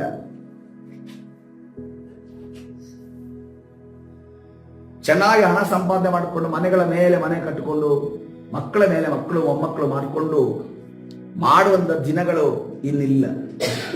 ಈಗ ನಮ್ಗೆ ಅನಿಸ್ತಾ ಇದೆ, ನಮ್ದು ಲೈಫ್ ಸೆಟ್ಲ್ ಆಗ್ತಿದೆ ಅಂತ ಅನ್ಕೊಂಡು ಹೋರಾಡುವ ದಿನಗಳು ಬೇರೆ. ಹಲ್ಲೆಲೂಯಾ. ಈ ಮುಂದಿನ ದಿನಮಾನಗಳಲ್ಲಿ ಅನೇಕ ಜನರು ನಂಬಿಕೆಯಲ್ಲಿ ಉದುರು ಹೋಗ್ತಾರೆ. ಯಾಕೆಂದ್ರೆ ಕಷ್ಟಗಳು ಆ ರೀತಿಯಲ್ಲಿ ಆವರಿಸ್ತವೆ. ಆ ಕಷ್ಟಗಳನ್ನ ಜಯಿಸಿ ನೀನು ಕ್ರಿಸ್ತನನ್ನ ಸೇವಿಸೋದಾದ್ರೆ ಮಾತ್ರವೇ ನಿನ್ನ ನಂಬಿಕೆಯಲ್ಲಿ ನೀನು ಉಳಿತೀಯ. ನೀನು ಯಾವಾಗ ಈ ಕಂಫರ್ಟ್ ಅನ್ನ ನೋಡ್ಕೊಂಡು ನೀನು ಯಾವಾಗ ಕ್ರಿಸ್ತನಲ್ಲಿ ಬಂದಿದೆಯೋ, ನೀನು ಅದ್ಭುತವನ್ನ ನೋಡ್ಕೊಂಡು ಕ್ರಿಸ್ತನಲ್ಲಿ ಬಂದಿದೆಯೋ, ಬಿಡುಗಡೆಯನ್ನ ನೋಡ್ಕೊಂಡು ಕ್ರಿಸ್ತನಲ್ಲಿ ಬಂದಿದೆಯೋ, ಆ ಬಿಡುಗಡೆ ಇರುತ್ತೆ. ಆದ್ರೆ ಮತ್ತೆ ಅನೇಕ ಬಿರುಗಾಳಿಗಳು, ಅನೇಕ ಸೆರೆಗಳು ನಿನ್ನ ಸುತ್ತ ಆವರಿಸುತ್ತೆ. ಆವಾಗ ನಿನ್ನ ನಂಬಿಕೆ ಪರೀಕ್ಷಿಸಲ್ಪಡುತ್ತೆ. ಅಬ್ರಹಾಮನಿಗೆ ದೇವರು ಇಸಾಕನನ್ನು ಕೊಟ್ಟನು, ಕೊಟ್ಟ ನಂತರ ಆತನನ್ನು ಪರೀಕ್ಷೆ ಮಾಡಿದನು. ಹಲ್ಲೆಲೂಯಾ. ಈಗಲೂ ಕೂಡ ಕರ್ತನ ಹೇಳಿದರೆ ನಮಗೆಲ್ಲ ಆಶೀರ್ವಾದವನ್ನು ಕರ್ತನ ಕೊಟ್ಟಿದ್ದಾನೆ. ಅದನ್ನು ಪರೀಕ್ಷೆ ಮಾಡುವ, ಅದನ್ನ ಪರೀಕ್ಷೆ ದೇವರು ನಮಗೆ ಕೊಟ್ಟರು ಕೂಡ ಆತನು ನಮಗೆ ಎಲ್ಲ ಪರಿಹಾರವನ್ನ ಕೊಡುತ್ತಾನೆ ಎನ್ನುವಂತ ನಂಬಿಕೆಯಿಂದ ಜೀವಿಸುವವರು ಮಾತ್ರವೇ ಕ್ರಿಸ್ತನಲ್ಲಿ ನಿಲ್ಲುವುದಕ್ಕೆ ಸಾಧ್ಯ. ಹಲ್ಲೆಲೂಯಾ. ಹಲ್ಲೆಲೂಯಾ. ಓಟವನ್ನ ಮುಗಿಸಿದ್ರೆ ಮಾತ್ರ ಪ್ರೈಸ್, ಇಲ್ಲಂದ್ರೆ ಯಾರು ಕೂಡ ಪ್ರೈಸ್ ಕೊಡೋದಿಲ್ಲ. ಅದಕ್ಕೋಸ್ಕರವಾಗಿ ಸಂಪೂರ್ಣವಾಗಿ ಓಟವನ್ನ ನಾವು ಮುಗಿಸುವುದಕ್ಕೆ ಮುಂದೆ ನಾವು ಹೋಗೋಣ. ಹಲ್ಲೆಲೂಯಾ. ಯಾಕಂದ್ರೆ ಲೂಕನ ಸುವಾರ್ತೆ 1ನೇ ಅಧ್ಯಾಯ 72ರಿಂದ 75 ವಚನಗಳನ್ನು ನೋಡುವಾಗ, ಲೂಕನ ಸುವಾರ್ತೆ 1ನೇ ಅಧ್ಯಾಯ 72ರಿಂದ 75 ವಚನಗಳು ಈ ದಿನಮಾನಗಳು ನಡೆಯುತ್ತಿರುವ ಎಲ್ಲ ಸಭೆಗಳ ವಿಚಾರವಾಗಿ ಜಕರ್ಯನು ಪ್ರವಾದನೆ ರೂಪಕವಾಗಿ ಈ ರೀತಿಯಲ್ಲಿ ನುಡಿತಾ ಇದ್ದಾನೆ. ಹೀಗೆ ನಾವು ನಮ್ಮ ವೈರಿಗಳ ಕೈಯಿಂದ ಬಿಡುಗಡೆ ಹೊಂದಿ ಭಯವಿಲ್ಲದವರಾಗಿದ್ದು ನಮ್ಮ ಜೀವಮಾನದೆಲ್ಲ ನಿರ್ಮಲ ಚಿತ್ತದಿಂದಲೂ ನೀತಿಯಿಂದಲೂ ತನ್ನ ಸನ್ನಿಧಿಯಲ್ಲಿ ಸೇವೆ ಮಾಡುವಂತೆ ನಮಗೆ ಅನುಕೂಲ ಮಾಡಿದ್ದಾನೆ. ಹಲ್ಲೆಲೂಯಾ. ಕರ್ತನ ಪರಿಶುದ್ಧ ನಾಮಕ್ಕೆ ಸ್ತೋತ್ರ. ನಿರಂತರವಾಗಿ ಅಲ್ಲ, ಸ್ವಲ್ಪ ಸಮಯಗಳ ಕಾಲ ಹೀಗೆ ನಾವು ನಮ್ಮ ವೈರಿಗಳ ಕೈಯಿಂದ ಬಿಡುಗಡೆ ಹೊಂದಿ ಭಯವಿಲ್ಲದವರಾಗಿದ್ದು ನಮ್ಮ ಜೀವಮಾನದಲ್ಲೆಲ್ಲ ನಿರ್ಮಲ ಚಿತ್ತದಿಂದಲೂ ನೀತಿಯಿಂದಲೂ ತನ್ನ ಸನ್ನಿಧಿಯಲ್ಲಿ ಸೇವೆ ಮಾಡುವಂತೆ ನಮಗೆ ಅನುಕೂಲ ಮಾಡಿದ್ದಾನೆ. ಹಲ್ಲೆಲೂಯಾ. ಕರ್ತನ ಪರಿಶುದ್ಧ ನಾಮಕ್ಕೆ ಸ್ತೋತ್ರ. ಇವತ್ತು ಒಂದು ದಿವಸ ನಮಗೆ ಬಾಡಿಗೆ ಕಟ್ಟುವುದಕ್ಕೆ, ಫೀಸ್ ಕಟ್ಟುವುದಕ್ಕೆ ಕೊರತೆ ಇರಬಹುದು. ಇದು ಒಂದು ದಿವಸ ಕ್ಲಿಯರ್ ಆಗುತ್ತೆ. ಮುಂದಿನ ನೆಕ್ಸ್ಟ್ ಎಲ್ಲ ಚೆನ್ನಾಗಿರ್ತ, ಎಲ್ಲ ಸಮಾಧಾನ ಇರ್ತ, ಎಲ್ಲ ಹೂವಿನ ಹಾಸಿಗೆ ಇರ್ತ, ಎಲ್ಲ ಬಿಲ್ಡಿಂಗ್ ಗಳನ್ನ ನಮಗೆ ಕಟ್ಟಿಕೊಡ್ತಾರೆ ದೇವರು. ಒಂದು ಸವಾಲಾದ ಮೇಲೆ ಮುಂದಿನ ಸವಾಲು ರೆಡಿ ಆಗುತ್ತೆ. ಒಂದು ಸವಾಲಾದ ಮೇಲೆ ಇನ್ನೊಂದು ಸವಾಲು ರೆಡಿ ಆಗುತ್ತೆ. ಒಂದು ಸವಾಲಾದ ಮೇಲೆ ಇನ್ನೊಂದು ಕಷ್ಟಗಳಿಗೆ ನೀವು ಎದುರಿಸಲು ನೀವು ರೆಡಿ ಆಗಬೇಕು. ಆ ರೀತಿಯಲ್ಲಿ ಜೀವಿಸುವುದಾದ್ರೆ ಮಾತ್ರವೇ ನಾವು ಈ ಲೋಕದಲ್ಲಿ ಜಯವನ್ನು ಹೊಂದೋದಕ್ಕೆ ಸಾಧ್ಯ. ನೀನು ಕಂಫರ್ಟ್ ಅನ್ನು ಉಟ್ಕೊಂಡು ಹೋದೆ, ನೀನೇನಂದ್ರೆ ನೀನು ಮನೆ ಕಟ್ಟುವ ಅವಶ್ಯಕತೆ ಇಲ್ಲ. ಕೇವಲ 4x4 ಕಟ್ಟಿದ್ರೆ ಸಾಕು. ಯಾಕಂದ್ರೆ ಒಂದ್ ಮೂಲೆಯಲ್ಲಿ ಕೂರಕ್ಕಿದ್ದೇನೆ ನಿಮ್ಗೆ ಬೇಕಿರೋದು, ಹತ್ಕೊಂಡು ಮೂಲೆಯಲ್ಲಿ ಕೂರಕ್ಕೆ ತಾನೇ ನೀವು ಇರೋದು. ಸೊ ಹಂಗಿರೋದ್ರಿಂದ ಅಷ್ಟು ದೊಡ್ಡ ಮನೆಯಲ್ಲಿ ಮೂಲೆಯಲ್ಲಿ ಕೂತ್ಕೊಂಡು ನೀನು ಆಳ್ತಾ ಇರ್ತೀಯ. ತಗೊಂಡಿರೋದು ಗುಂಟೆಗಟ್ಟಲೆ ಜಾಗ, ತಗೊಂಡಿರೋದು ಸ್ಕ್ವೇರ್ ಫೀಟ್ ಗಟ್ಟಲೆಗೆ ಜಾಗ, ಕೂತಿರೋದು ಒಂದು ಮೂಲೆಯಲ್ಲಿ ಕುತ್ಕೊಂಡು ಆಳ್ತಾ ಇದೆಯಾ? ಮೂಲೆಯಲ್ಲಿ ಕುತ್ಕೊಂಡು ಅಳೋನಾಗಿದ್ರೆ ನೀನು ಸ್ಕ್ವೇರ್ ಫೀಟ್ ಗಟ್ಟಲೆ ಗುಂಟೆಗಟ್ಟಲೆ ಜಾಗ ತೆಗೆಯೋ ಅವಶ್ಯಕತೆ ಇಲ್ಲ. ಖಾಲಿ 4x4 ತಗೊಂಡ್ರೆ ಸಾಕು. ಯಾಕಂದ್ರೆ ಕೂತು ಅಳಕ್ಕೆ ಅಷ್ಟು ಜಾಗ ಸಾಕು. ಅದ್ರಲ್ಲಿ ಮಲಗಬಹುದು. ಯಾಕಂದ್ರೆ ಹಿಂಗೆ ಅಡ್ಡ ಹಿಂಗೆ ಬಿದ್ರೆ ಮಲಗಬಹುದು. ಸೊ ಅದಕ್ಕೋಸ್ಕರವಾಗಿ ನಾವು ಅಳುವುದಕ್ಕೆ ಬಂದವರಲ್ಲ ಬೇರೆ, ಆತನ ಶುಭ ವರ್ತಮಾನ ಇನ್ನೊಬ್ಬರ ಅಳಿಸುವುದಕ್ಕೆ ಬಂದವರಲ್ಲ, ಅಳುವುದಕ್ಕೆ ಬಂದವರಲ್ಲ. ನಾವೊಂದು ಅನ್ಕೊಂಡು ಇನ್ನೊಬ್ಬರನ್ನ ಅಳಿಸೋದು ಬೇಡ. ನೀನ್ ಅಳಿಸಿದ್ರೆ ಮತ್ತೊಂದ್ಸರಿ ಆ ಕಾಯಿನ್ ಬಂದು ನಿನ್ನ ಮುಂದೆ ನಿಲ್ಲುತ್ತೆ. ಇನ್ನೊಂದು ಮುಖ ಇದೆ ಅದಕ್ಕೆ. ಅದಕ್ಕೋಸ್ಕರವಾಗಿ ಆಯ್ತಾ, ಅಳುವುದಕ್ಕೆ ಬಂದಿಲ್ಲ, ಅಳಿಸುವುದಕ್ಕೂ ಬಂದಿಲ್ಲ. ನಾವು ಇನ್ನೊಬ್ಬರಿಗೆ ಸಮಾಧಾನವನ್ನು ಕೊಡುವುದಕ್ಕೆ, ಇನ್ನೊಬ್ಬರಿಗೆ ಸಮಾಧಾನದ ಮಾತನ್ನ ಹೇಳುವುದಕ್ಕೆ ನಾವು ಬಂದಿದ್ದೇವೆ. ಹಲ್ಲೆಲೂಯಾ. ಕರ್ತನ ಪರಿಶುದ್ಧ ನಾಮಕ್ಕೆ ಸ್ತೋತ್ರವಾಗಲಿ. ಅದಕ್ಕೋಸ್ಕರವಾಗಿ ಕರ್ತನ ಹೇಳ್ತಾ ಇದ್ದಾನೆ, ಯೆಹೋವನೇ ನಿಮಗಾಗಿ ಯುದ್ಧ ಮಾಡುವನು. ವಿಮೋಚನಾ ಕಾಂಡ 14ನೇ ವಚನ. ಮೋಶೆ ಕೆಳಗಡೆ ಒಂದು ಇಸ್ರೇಲ್ಗೆ ಹೇಳ್ತಾ ಇದ್ದಾನೆ, ಯೆಹೋವನೇ ನಿಮಗಾಗಿ ಯುದ್ಧ ಮಾಡುವನು. ಏನು ಮಾಡ್ಬೇಕಂತೆ? ನೀವೊಂದು ಸುಮ್ಮನಿರಪ್ಪ, ನೀವೊಂದು ಸುಮ್ಮನಿರಿ. ಸುಮ್ಮನಿದ್ರೆ ಸಾಕು.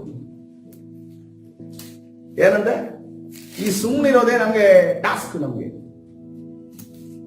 ಸುಮ್ಮನಿರೋದೇ ಕಷ್ಟ. ನಮ್ಗೆ ಸುಮ್ಮನಿರೋದೇ ಪ್ರಾರ್ಥನೆಯಲ್ಲಿ ಕಾಯೋದು ನಮಗೆ ಕಷ್ಟ. ನಾವ್ ಹೆಂಗಂದ್ರೆ ಪ್ರಾರ್ಥನೆ ಮಾಡಬೇಕು, ಪ್ರಾರ್ಥನೆ ಕೋಣೆಗೆ ಹೋಗ್ಬೇಕು ಅಂದ್ರೆ ಈಗಲೂ ಕೂಡ ನಮ್ಗೆ ಟಾಸ್ಕ್ ಏನಿದೆ ಗೊತ್ತಾ? 1 ಲಕ್ಷ ಕೊಟ್ಟು ಹೋಗ್ಬೇಕು ಅನ್ನೋ ರೀತಿಯಲ್ಲಿ ನಾವಿದ್ದೀವಿ. ಈಗಲೂ ಕೂಡ ಆ ಪ್ರಾರ್ಥನೆ ಕೋಣೆಗೆ ಹೋಗಿಲ್ಲ, ಮೊಣಕಾಲು ಊರಿಲ್ಲ, ಕರಗಳನ್ನು ಎತ್ತಿಲ್ಲ. ನಮ್ಮ ಬೈಬಲ್ ಎಲ್ಲಿದೆಯೋ ನಮ್ಗೆ ಗೊತ್ತಿಲ್ಲ. ಅದು ಯಾವಾಗ ಓಪನ್ ಆಗುತ್ತೆ ಅಂದ್ರೆ ಭಾನುವಾರ ಬರುವಾಗ ಬೈಬಲ್ ಇದೆ ಎಲ್ಲಿದೆ ನೋಡು ಅಂತ ಅನ್ಕೊಂಡು ಹೇಳೋ ರೀತಿಯಲ್ಲಿ ಆ ಬೈಬಲ್ ಇದೆ. ಅದು ಶೋಕೇಸ್ ಅಲ್ಲಿ ಇದೆ, ಅದೊಂದು ಡ್ರಾರ್ ಅಲ್ಲಿ ಇದೆ. ಅದು ಅವಾಗ ಮಾತ್ರ ಓಪನ್ ಆಗುತ್ತೆ. ಉಳಿದ ಸಮಯದಲ್ಲಿ ಅದು ಓಪನ್ ಆಗಲ್ಲ. ಎಷ್ಟು ಜನ ಮೊದಲನೇ ಬೈಬಲ್ ಅನ್ನ ತಮ್ಮ ಇಟ್ಕೊಂಡಿದ್ದಾರೆ? ಅದು ನೋಡೋದಕ್ಕೆ ಚಿನ್ನದ ಇದರಲ್ಲಿ ಆಗಿರೋ ರೀತಿಯಲ್ಲಿ ಆ ರೀತಿ ಇದೆಯಾ, ಅಥವಾ ಸ್ವಲ್ಪ ಗಿದ್ದು ಓದಿ ಗಿರಿ ಎಲ್ಲ ಆಗಿ ಏನಾದ್ರು ಆ ರೀತಿ ಇದೆಯಾ? ಕೆಲವರು ಬೈಬಲ್ ನಾನು ನೋಡ್ತೀನಿ ಹೆಂಗಿದೆ ಅಂತಂದ್ರೆ ಈಗಲೂ ಕೂಡ ಅದನ್ನ ಇನ್ನೊಬ್ಬರಿಗೆ ಮಾರ್ಬೋದು. ನಾನು ತೆಗೆದು ಅದನ್ನ ಇನ್ನೊಬ್ಬರಿಗೆ ಮಾರ್ಬೋದು, ಕೊಟ್ಟರು ಕೂಡ ಗೊತ್ತಾಗೋದಿಲ್ಲ. ಯಾಕಂದ್ರೆ ಒಂದು ಬರ್ದಿದ್ದಿಲ್ಲ, ಕೇವಲ ಹೆಸರು ಮಾತ್ರ. ಅದ್ರ ಮೇಲೆ ಆ ಫ್ರಂಟ್ ಇದೆಯಲ್ಲ, ಅದ್ರಲ್ಲಿ ಒಂದು ಹೆಸರಿದೆ. ಒಳಗೆ ಯಾವುದೇ ಮಾರ್ಕ್ ಇಲ್ಲ, ಯಾವುದೇ ಒಂದು ಚೂರು ಅದರಲ್ಲಿ ಏನೋ ಸುಕ್ಕು ಇಲ್ಲ, ಯಾವುದೇ ರೀತಿಯಲ್ಲಿ ಮಾರ್ಕ್ಸ್ ಇಲ್ಲ, ಅದರಲ್ಲಿ ಧೂಳಿಲ್ಲ, ಎಲ್ಲ ಹಂಗೆ ಇದೆ. ಹೆಂಗೆ ಇದೆ ಅಂದ್ರೆ ಅವ್ರದ್ದು ಏನು ಅಂದ್ರೆ ಒಳ್ಳೆ ಆಲೋಚನೆ ಇದೆ. ಯಾಕಂತಂದ್ರೆ ಈಗ ನಾನು ಉಪಯೋಗಿಸಿದ್ರೆ ಇನ್ನೊಬ್ರು ಉಪಯೋಗಿಸ್ಬೇಕಲ್ಲ, ಅವ್ರು ಉಪಯೋಗಿಸ್ಬೇಕು. ಅವ್ರಿಗೆ ಡಿಸ್ಟರ್ಬ್ ಆಗೋದು ಬೇಡ. ನಾನು ಏನೇನೋ ಮಾರ್ಕ್ ಮಾಡಿ ಅವ್ರು ಯಾಕೆ ಓದಕ್ಕೆ ಕಷ್ಟಪಡೋದು, ಅಥವಾ ಅವ್ರಿಗೆ ಈಗ ಇನ್ನೊಬ್ಬರಿಗೆ ನಾನು ಕೊಡ್ತೀನಿ ಅಂತಂದಾಗ ಅದು ಚಂದ ಇಲ್ಲ ಅಂತಂದ್ರೆ ಹೆಂಗ್ ಕೊಡೋದು ನಾನು? ಆ ರೀತಿಯಲ್ಲಿ ಒಳ್ಳೆ ಆಲೋಚನೆಯಲ್ಲಿ ಅವರು ಓದ್ದೆ ಅದನ್ನ ಎಲ್ಲಿಟ್ಟಿದ್ದಾರೆ, ಬಹಳ ಸೇಫ್ ಆಗಿ ಇಟ್ಟಿದ್ದಾರೆ. ಒಂದ್ ದಿವಸ ಇದನ್ನ ನಾನು ಹೇಳಿದ್ದೀನಿ. ಒಂದ್ ದಿವಸ ಒಬ್ರು ಪಾಸ್ಟರ್ ಫೀಲ್ಡಲ್ಲಿ ಹೋದ್ರಂತೆ. ಫೀಲ್ಡಲ್ಲಿ ಹೋದಂತ ಸಮಯದಲ್ಲಿ ಎಲ್ಲರೂ ಅಳ್ತಾ ಇದ್ದಾರೆ, ಎಲ್ಲರೂ ಓಡಾಡ್ತಾ ಇದ್ದಾರೆ. ಪಾಸ್ಟು ಅಂದ್ರೆ ಸಿಚುವೇಶನ್ ಹೆಂಗಿರುತ್ತೆ, ಗೋಳಾಡುವಂತ ಪರಿಸ್ಥಿತಿ, ಒಂದು ದುಃಖದಲ್ಲಿ ಇದ್ರು ಪಾಸ್ಟು ಕೂಡ. ಆವಾಗ ಅವರ ಹೆಂಡತಿ ಕೂಡ ಅಲ್ಲಿ ಇದ್ದಾರೆ, ಗಂಡ ಸತ್ತೋಗಿದ್ದಾನೆ. ಸತ್ತೋದ ಸಂದರ್ಭದಲ್ಲಿ ಅವರು ಗಂಡನ ವಿಚಾರವಾಗಿ ಒಳ್ಳೆ ವಿಚಾರನ ಹೇಳೋದಕ್ಕೆ ಪ್ರಾರಂಭಿಸಿದ್ರು. ಅವ್ರು ಹಿಂಗ್ ಮಾಡಿದ್ರು, ಹಿಂಗ್ ಒಳ್ಳೆಯದ್ರು, ಹಿಂಗ್ ಒಳ್ಳೆ ಕಾರ್ಯವನ್ನು ಮಾಡಿದ್ದಾರೆ. ಹೌದು, ಒಂದು ನೆನಪಾಯ್ತು ನನಗೆ ಅಂತ ಅನ್ಕೊಂಡು ಸೀದಾ ಒಳಗಡೆ ಹೋಗ್ಬಿಟ್ಟು ಬಂದು ಕೈಯಲ್ಲಿ ಏನೋ ಒಂದು ಪ್ಯಾಕ್ಡ್ ಆಗಿರುವಂತ, ಅಂದ್ರೆ ಅದು ರ್ಯಾಪ್ ಮಾಡಿರುವಂತ ಒಂದು ಗಿಫ್ಟ್ ತರ ಇತ್ತು. ನಾನೇ ಏನೋ ಅನ್ಕೊಂಡೆ, ಸೇವಕರಿಗೆ ಏನಾದ್ರು ಕೊಡೋಕೆ ಬಂದ್ರು ಏನೋ ಅನ್ಕೊಂಡು ಸೇವಕರು ಅನ್ಕೊಂಡ್ರು. ಆಯ್ತು, ಓಪನ್ ಮಾಡೋದು, ಓಪನಿಂಗ್ ಸೆರೆಮನಿ ನಡೀತಾ ಇದೆ. ಓಪನ್ ಮಾಡೋದು ನೋಡುವಾಗ ಆಗಷ್ಟೇ ತಗೊಂಡಿರುವಂತ ಬೈಬಲ್. ಇದು ಈ ಆಗಸ್ಟ್ ತಗೊಂಡಿರೋ ಬೈಬಲ್ ಇದು ಏನಕ್ಕೆ ಈಗ ಓಪನ್ ಮಾಡ್ತೀರಾ ಅಂತ ಕೇಳೋದಕ್ಕೆ ಅವರು ಯಾಕಮ್ಮ ಇದು ಓಪನ್ ಮಾಡ್ತಿದ್ಯಾ, ಏನು ಇದು, ಯಾರ್ದಿದು? ಅದಲ್ಲ, ಇದು ಬೈಬಲ್ಲು, ಇದು ನನ್ನ ಗಂಡಂದು ಅಂತ. ಸೊ ಗಂಡ ಯಾವಾಗ ತಗೊಂಡಿರೋದು ಅಂತ ಅನ್ಕೊಂಡು ಕೇಳಿದಾಗೆಲ್ಲ ಅವರು ರಕ್ಷಣೆ ಹೊಂದಾಗ ಅವ್ರಿಗೆ ಪ್ಯಾಕ್ ಮಾಡಿ ತಗೊಂಡಿದ್ರಲ್ಲ, ಅವ್ರಿಗೆ ಕೊಟ್ಟದನ್ನ ಅವ್ರು ಹಂಗೇ ಇಟ್ಟಿದ್ರು ಸೇಫ್ ಆಗಿ. ಈಗ ಏನ್ ಮಾಡ್ಬೇಕು ಅಂತ ಅನ್ಕೊಂಡು ಕೇಳಿದಾಗ ಈ ಬೈಬಲ್ನ ನೀವು ಆ ಕಫಿನ್ ಒಳಗಡೆ ಇಟ್ಬಿಡಿ ಅಂತ ಅನ್ಕೊಂಡ್ರೆ, ಅದಕ್ಕೆ ಸೇವಕರು ಹೇಳಿದ್ರಂತೆ, ಆ ಒಂದು ಮಹತ್ ಕಾರ್ಯನ ನಾನ್ ಮಾಡೋದಿಲ್ಲ, ನಿನ್ ಕೈಯಾರ ನೀನೇ ಮಾಡೋದು ಅನ್ಕೊಂಡ್ರೆ. ಸೊ ಈ ರೀತಿಯಲ್ಲಿ ನಾವಿದ್ದೇವ, ಈ ರೀತಿಯ ವಿಶ್ವಾಸಿಗಳು ನಾವು ಆಗಿದ್ದೇವ ಪ್ರಿಯರೇ. ನಮ್ಗೇನಂತಂದ್ರೆ ಸೇವಕರು ತಲೆ ಮೇಲೆ ಕೈ ಇಟ್ರೇನೆ ನಮ್ಗೆ ನಮ್ಮ ಒಂದು ಸಭೆಯಲ್ಲಿ ಆ ಒಂದು ಇದನ್ನ ನಾವು ಕಲಿಸಿಕೊಟ್ಟಿಲ್ಲ. ನೀವು ಹೊರಗಡೆ ನೋಡಿದ್ರೆ ನೀವು ಅಲ್ಲೇ ತಲೆ ತಿರುಗಿ ಬೀಳ್ತೀರ. ಅವರು ಬೈಬಲ್ ಓದಲ್ಲ, ಯೇಸು ಕ್ರಿಸ್ತನ್ ಯಾರು ಅಂತ ಗೊತ್ತಿಲ್ಲ, ಯೇಸು ಕ್ರಿಸ್ತನ್ ಹೆಂಗ್ ನಡಿಬೇಕು ಅಂತ ಗೊತ್ತಿಲ್ಲ, ಏನು ಗೊತ್ತಿಲ್ಲ. ಏನೇ ಆದ್ರೂ ಅಂತಂದ್ರೆ ಸೇವಕರಿಗೆ ಹೋಗಿ ತಲೆ ಕೊಡ್ಬೇಕು, ಸೇವಕರಿಗೆ ಹೋಗಿ ತಲೆ ಕೊಡೋದು, ಸೇವಕರಿಗೆ ಹೋಗಿ ತಲೆ ಕೊಡೋದು, ಅಲ್ಲೂ ತಲೆ ಕೊಡೋದು, ಇಲ್ಲೂ ತಲೆ ಕೊಡೋದು, ಇಲ್ಲೂ ಕೊಡೋದು, ಅಲ್ಲೂ ತಲೆ ಕೊಡೋದು. ಸೇವಕರ ಹತ್ರ ಪ್ರಾರ್ಥನೆ ಮಾಡ್ಬೇಕು, ಒಳ್ಳೇದೇ. ಆದ್ರೆ ನಮಗೆ ಪ್ರಾಮುಖ್ಯ ಯಾವುದು? ಯೇಸು ಕ್ರಿಸ್ತನೇ ಪ್ರಾಮುಖ್ಯನಾಗಿದ್ದಾನೆ ಪ್ರಿಯರೇ. ಹಲ್ಲೆಲೂಯಾ. ಕರ್ತನ ಪರಿಶುದ್ಧ ನಾಮ. ಕೊನೆಯದಾಗಿ ಕರ್ತನೆ ಹೇಳ್ತಾ ಇದ್ದಾನೆ, ನೀವಂತೂ ಸುಮ್ಮನೆ ಸೈಲೆಂಟ್ ಆಗಿದ್ರೆ ಸಾಕು, ಸೈಲೆಂಟ್ ಆಗಿದ್ರೆ ಸಾಕು, ಕರ್ತನ ಕಾರ್ಯವನ್ನ ಮಾಡ್ತಾನೆ. ಹಲ್ಲೆಲೂಯಾ. ಎಷ್ಟು ಸಮಯ ಸೈಲೆಂಟ್ ಆಗಿರ್ಬೇಕು? 1 ಗಂಟೆ ಇರ್ಬೇಕಾ? ಅರ್ಧ ದಿನ ಇರ್ಬೇಕಾ? 1 ದಿನ ಇರ್ಬೇಕಾ? ಕರ್ತನು ಹೇಳುವ ತನಕ ನಿನ್ನ ಪ್ರಾರ್ಥನೆಯಲ್ಲಿ ಸೈಲೆಂಟ್ ಆಗಿರೋದಾದ್ರೆ ದೇವರ ಪರಿಸ್ಥಿತಿಗಳನ್ನ ಬದಲಾವಣೆಗೊಳಿಸ್ತಾನೆ. ಹಲ್ಲೆಲೂಯಾ. ಕರ್ತನ ಹೇಗೆ ಮಾಡ್ತೇನೆ ಅಂತ ಕೇಳ್ತೀಯ? ಕರ್ತನು ಸೃಷ್ಟಿಕರ್ತನಾಗಿದ್ದಾನೆ. ಹಲ್ಲೆಲೂಯಾ. ಆತನು ನಿನಗೆ ಆಗಿರುವಂತ ಅನ್ಯಾಯವನ್ನ ನೋಡ್ತಾ ಇದ್ದಾನೆ, ಆತನು ನಿನಗೆ ಆಗಿರುವಂತ ದುಃಖವನ್ನ ನೋಡ್ತಾ ಇದ್ದಾನೆ, ಆತನು ನಿನಗೆ ಆಗಿರುವಂತ ನೋಡಿ, ಆ ಒಂದು ಮರುಭೂಮಿಯಲ್ಲಿ ಹಾಗಾರಳ ದುಃಖವನ್ನ ಆಕ್ಚುಲಿ ಆಗಿ ಅವರ ದುಃಖವನ್ನ ನೋಡುವಂತ ಅವಶ್ಯಕತೆ ಇಲ್ಲ. ಯಾಕೆಂತಂದ್ರೆ ಆಕೆ ಐಗುಪ್ತ ದೇಶದವಳು, ಅನ್ಯ ದೇಶದವಳು. ಆಕೆಯನ್ನು ಹುಟ್ಟಿದ ಮಗ ಆ ಇಷ್ಮಾಯೇಲನು, ಅವನು ಕೂಡ ವಾಗ್ದಾನಕ್ಕೆ ಹುಟ್ಟಿದವನಲ್ಲ, ಅವನನ್ನ ಸುಮ್ಮನೆ ಕಳಿಸಬಹುದಿತ್ತು. ಅವರಿಗೂ ಕೂಡ ನ್ಯಾಯ ತೀರಿಸಿದ ದೇವರು ನಿಮ್ಮ ಮಧ್ಯದಲ್ಲಿ ಇದ್ದಾನೆ, ನಿಮಗೆ ನ್ಯಾಯ ತೀರಿಸೋದಿಲ್ಲ. ಆ ಒಂದು ಹುಡುಗನ ಕೂಗನ್ನ ಕೇಳಿ ಅವನಿಗೆ ಬಾಯಾರಿಕೆ ಆಗಿದೆ ಎಂದಾಗ ಮರುಭೂಮಿಯಲ್ಲಿ, ಹಲ್ಲೆಲೂಯಾ, ಆಲೋಚನೆ ಮಾಡ್ರಿ, ಮರುಭೂಮಿಯಲ್ಲಿ ನೀರನ್ನ ಕೊಟ್ಟ ದೇವರು ನಮ್ಮ ದೇವರಾಗಿದ್ದಾರೆ. ಹಲ್ಲೆಲೂಯಾ. ಓ, ಇವತ್ತಿನ ದಿವಸ ನಿನ್ನ ಜೀವಿತ ಮರುಭೂಮಿಯ ರೀತಿಯಲ್ಲಿ ಮಾರ್ಪಟ್ಟಿರುವುದು. ಆ ಮರುಭೂಮಿಯ ಮಧ್ಯದಲ್ಲಿ ನೀರನ್ನು ಕೊಡಲು ಕರ್ತನು ಶಕ್ತನಾಗಿದ್ದಾನೆ. ಹಲ್ಲೆಲೂಯಾ. ಬಿಡುಗಡೆಯನ್ನು ಕೊಡಲು ಕರ್ತನು ಶಕ್ತನಾಗಿದ್ದಾನೆ. ನಮಗೆ ಪ್ರಾರ್ಥನೆಯಲ್ಲಿ ಕಾಯೋದಾದ್ರೆ ಕರ್ತನು ನಮಗೋಸ್ಕರ ಯುದ್ಧ ಮಾಡ್ತಾನೆ. ನಾವು ಪ್ರಾರ್ಥನೆಯಲ್ಲಿ ಕಾಯೋದಿಲ್ಲ, ಕಾಯೋದಕ್ಕೆ ನಮ್ಗೆ ಆಗೋದಿಲ್ಲ, ಸುಮ್ಮನೆ ಇರೋದಕ್ಕೆ ನಮ್ಗೆ ಆಗೋದಿಲ್ಲ, ಯಾಕಂದ್ರೆ ಮನುಷ್ಯನ ಸ್ವಭಾವ ಈ ನಾಲ್ಗೆ ಇದೆಯಲ್ಲ, ಅದನ್ನ ಕಂಟ್ರೋಲ್ ಮಾಡಕ್ಕಾಗಲ್ಲ ಅಂತ ಸತ್ಯವೇದ ಹೇಳುತ್ತೆ. ನಮ್ಮ ಮನಸ್ಸಿದೆಯಲ್ಲ, ಅದನ್ನ ಕಂಟ್ರೋಲ್ ಮಾಡಕ್ಕಾಗಲ್ಲ ಅಂತ ನೋಡ್ತೀವಿ. ಅದಕ್ಕೋಸ್ಕರವಾಗಿ ಹೋಶೇಯನಿಗೆ ಒಂದು ಪ್ರವಾದನೆಯನ್ನು ಕರ್ತನು ಕೊಡಲು ಓದಿಕೊಂಡು ನಾವು ಮುಗಿಸ್ಬಿಡೋಣ. 2ನೇ ಅಧ್ಯಾಯ 16ನೇ ವಚನ. ಹೋಶೇಯ ಪ್ರವಾದನೆ ಗ್ರಂಥ 2ನೇ ಅಧ್ಯಾಯ 16ನೇ ವಚನ. ಯೆಹೋವನೆಂತೆನ್ನುತ್ತಾನೆ, ಆ ಕಾಲದಲ್ಲಿ ನೀನು ನನ್ನನ್ನು ಇನ್ನು ಬಾಳಿ ಅನ್ನದೆ ಈಶಿಯನ್ನು. ಈ ಬಾಳಿ ಅಂದ್ರೆ ನೀವು ಫುಟ್ ನೋಟ್ ಅಲ್ಲಿ ನೋಡಿದ್ರೆ ಗೊತ್ತಾಗೋದು, ಫುಟ್ ನೋಟ್ ಅಲ್ಲಿ ಇದೆಯೋ ಇಲ್ಲೋ ಗೊತ್ತಿಲ್ಲ. ಬಾಳಿ ಅಂದ್ರೆ ಅದರ ಅರ್ಥ ಏನಂದ್ರೆ ಯಜಮಾನ ಎಂದು ನೋಡ್ತೇವೆ. ಯಜಮಾನ ಎನ್ನುವಂತ ವಿಚಾರ, ಯಜಮಾನರು ಅನ್ನೋ ವಿಚಾರ ನಮ್ಮ ಮಧ್ಯದಲ್ಲಿ ಆತನ ಮಧ್ಯದಲ್ಲಿ ಡಿಸ್ಟೆನ್ಸ್ ಇದ್ದಂಗೆ. ಆದ್ರೆ ಆತನ ಹೇಳ್ತಾ ಇದ್ದಾನೆ, ನೀನು ಅನ್ನೋದು ಏನಂತ ಕರೀತೀಯ? ಈಶಿ ಅನ್ನೋಕೆ. ಈಶಿ ಅಂದ್ರೆ ಏನಂತಂದ್ರೆ ಇನಿಯ ಅಥವಾ ಪುರುಷನು ಅಥವಾ ಗಂಡ ಎಂದು ನಾವು ನೋಡ್ತೇವೆ. ಗಂಡ ಹೆಂಡತಿ ಸಂಬಂಧ ಎಲ್ಲಾದ್ರೂ 1 ಸೆಂಟಿಮೀಟರ್ ದೂರ ಇರುತ್ತಾ? 1 ಸೆಂಟಿಮೀಟರ್ ದೂರ ಇರುತ್ತಾ? 1 ಸೆಂಟಿಮೀಟರ್ ದೂರ ಇರೋದಾದ್ರೆ ಅವ್ರ ಗಂಡ ಹೆಂಡತಿ ಮಧ್ಯದಲ್ಲಿ ಸಮಸ್ಯೆ ಇರುತ್ತೆ ಅಂತ. ಇವತ್ತಿನ ದಿವಸ ಮದುವೆ ಆದವ್ರೆ ನೀವು ಮನಸ್ಸಿನಲ್ಲಿ ಇಟ್ಟುಕೊಳ್ರಿ, ನಿಮ್ಮ ಗಂಡ ಹೆಂಡತಿಯ ಮಧ್ಯದಲ್ಲಿ 1 ಸೆಂಟಿಮೀಟರ್ ದೂರ ಇದೆ ಅನ್ನೋದಾದ್ರೂ ಕೂಡ ಅಲ್ಲಿ ಸಮಸ್ಯೆ ಇದೆ ಅಂತ ಅರ್ಥ. ಯಾರು ಏನೇ ಆದರೂ ಕೂಡ ನಮ್ಮ ಗಂಡನನ್ನ, ನಮ್ಮ ಹೆಂಡತಿಯನ್ನು ನಾವು ಪ್ರೀತಿಯಿಂದ ಉಳಿಸಿಕೊಳ್ಳೋಣ ಪ್ರಿಯರೇ. ಹಲ್ಲೆಲೂಯಾ. ಕರ್ತ ಯಾವಾಗ ಹೆಂಡತಿ ಪ್ರಾರ್ಥನೆ ಮಾಡ್ತಾಳೋ ಗಂಡನನ್ನ ರಕ್ಷಣೆ ಹೊತ್ತಾಳೆ ಅನ್ನೋದನ್ನ ನಾವು ನೋಡ್ತೇವೆ. ಇವತ್ತಿನ ದಿವಸ ಸಭೆಯಲ್ಲೇ ನಾವು ನೋಡ್ತಾ ಇದ್ದೇವೆ ಪ್ರಿಯರೇ. ಹೆಣ್ಣು ಮಕ್ಕಳು ಎಷ್ಟಿದ್ದಾರೆ, ಗಂಡಸರು ಎಷ್ಟಿದ್ದಾರೆ. ಹಲ್ಲೆಲೂಯಾ.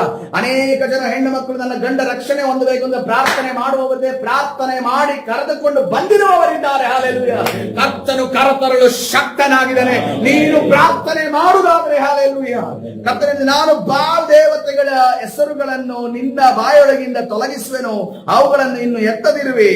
ಆ ಕಾಲದಲ್ಲಿ ನೀನು ಯಾವಾಗ ದೇವರಿಗೋಸ್ಕರ ನಿನ್ನ ಬಾಯಿಯನ್ನು ಶುದ್ಧಿ ಮಾಡಿಕೊಂಡು ಜೀವಿಸ್ತೀಯ, ಆ ಕಾಲದಲ್ಲಿ ನಾನು ನನ್ನ ಜನರಿಗಾಗಿ ಭೂಜಂತುಗಳಿಗೂ ಆಕಾಶ ಪಕ್ಷಿಗಳಿಗೂ ನೆಲದ ಕ್ರಿಮಿಕೀಟಗಳಿಗೂ ನಿಬಂಧನೆ ಮಾಡಿ ವಿಧಿಸಿ ಬಿಲ್ಲು ಕತ್ತಿ ಕಾಳಗವನ್ನ ದೇಶದಲ್ಲಿ ನಿಲ್ಲದಂತೆ ಧ್ವಂಸ ಮಾಡಿ ನನ್ನ ಜನರು ನಿರ್ಭಯವಾಗಿ ವಾಸಿಸುವಂತೆ ಮಾಡುವೆನು. ಹಲ್ಲೆಲೂಯಾ.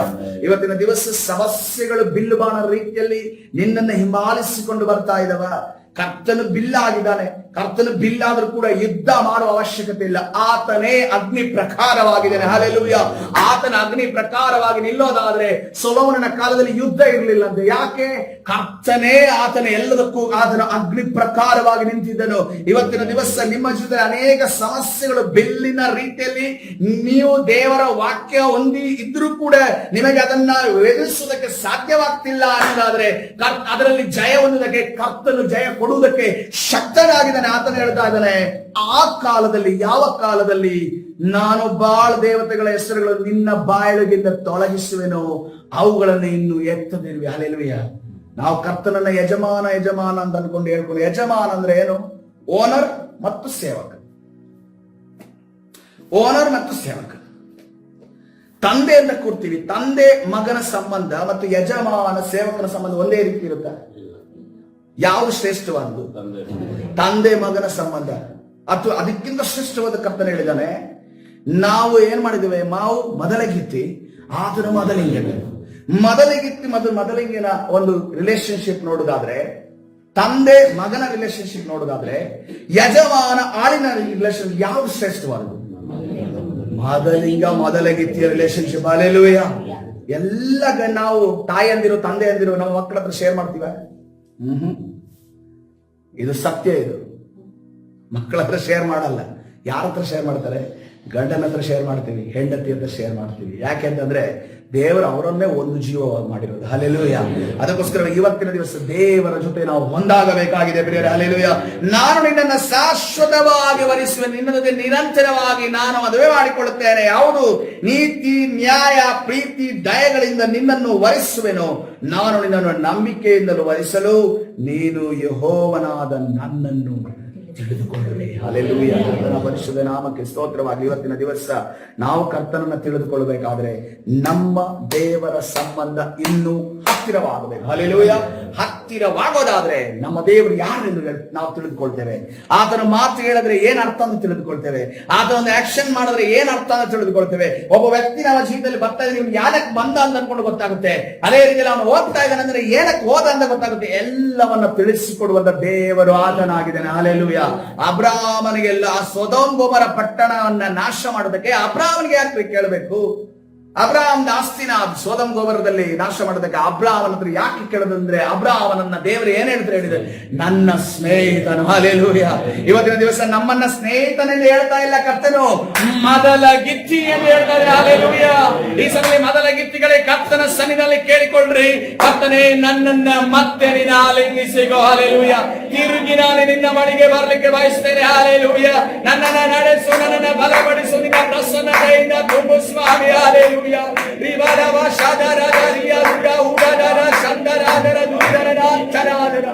ಓ ಕರ್ತನೇ, ನಿನ್ನ ನಾಮಕ್ಕೆ ಸ್ತೋತ್ರವಾಗಲಿ. ಪರಿಶುದ್ಧನಾದವರೇ, ಬೆಳಗಿನ ಜಾವದಲ್ಲಿ ನಿನ್ನ ಸಾರದಲ್ಲಿ ಸೇರಿ ಬರುವುದಾಗಿ ಕೊಟ್ಟಂತ ನಿನ್ನ ಮಹಾಕೃಪೆಗಾಗಿ ನಿನಗೆ ಸ್ತೋತ್ರ ಮಾಡುತ್ತೇವೆ. ನೀನು ತಾನೇ ಚಲಿಸು, ಬಲಪಡಿಸು, ನಿನ್ನ ಪ್ರಸನ್ನತೆಯಿಂದ ತುಂಬು ಕರ್ತನೇ. ಹೌದು ಸ್ವಾಮಿ, ನಿನ್ನ ಮತ್ತು ನಮ್ಮ ಮಧ್ಯದಲ್ಲಿರುವಂತಹ ಕನೆಕ್ಷನ್ ಅನ್ನ ಮತ್ತೆ ತಿರುಗಿ ಗಟ್ಟಿಪಡಿಸುವುದಕ್ಕೆ ಬಯಸ್ತೇವೆ. ಹೌದು ಕರ್ತನೇ, ನೀನು ನಮಗೆ ಕೊಟ್ಟಿರುವಂತಹ ಯುದ್ಧದ ಬಿಲ್ಲು ದೇವರ ವಾಕ್ಯ, ನಿನ್ನ ನಾಮ ಮಹಿಮೆಗೋಸ್ಕರವಾಗಿ ಅದನ್ನ ಕೇಳುವ ಹಾಗೆ, ಅದನ್ನ ಸಾರುವ ಹಾಗೆ, ಅದರಂತೆ ಜೀವಿಸುವ ಹಾಗೆ ನಮಗೆ ಸಹಾಯ ಮಾಡು. ವಿರೋಧವಾಗಿ ಕಾರ್ಯ ಮಾಡುವಂತ ಎಲ್ಲಾ ಸೈತಾನನ ಕಾರ್ಯಗಳು ಲಯವಾಗಲಿ ಯೇಸುವಿನ ನಾಮದಲ್ಲಿ.